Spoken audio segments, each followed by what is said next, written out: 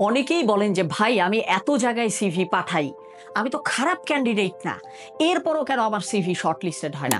Real একটা example একটু আমি আপনাকে দেই, কারণ আমি অনেক প্রতিষ্ঠানে কিন্তু আমি সিভি শর্টলিস্টিং আমি হেল্প করি, তাদের ইন্টারভিউ বোর্ডে আমি মাঝে মাঝে বসি।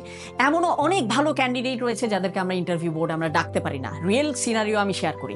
মনে করি একটা প্রতিষ্ঠান তারা 10টা পদের জন্য লোক খুঁজছে, 1000 সিভি পড়েছে, 200 প্রাথমিকভাবে শর্টলিস্টেড হয়েছে।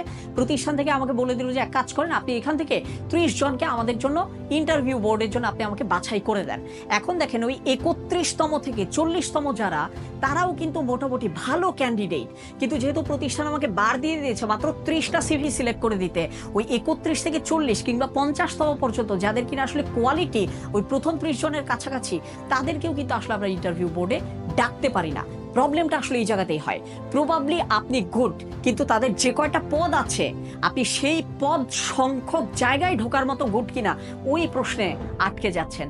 Please work on your skills. শুধু ভালো হলেই হবে না, তাদের টপ 10-এ ঢোকার মতো, টপ 15-এ ঢোকার মতো ভালো হতে হবে, যাতে করে তারা আপনাকে শর্টলিস্টেড করে, ইন্টারভিউ করে এবং পরবর্তীতে অনবোর্ডও করে।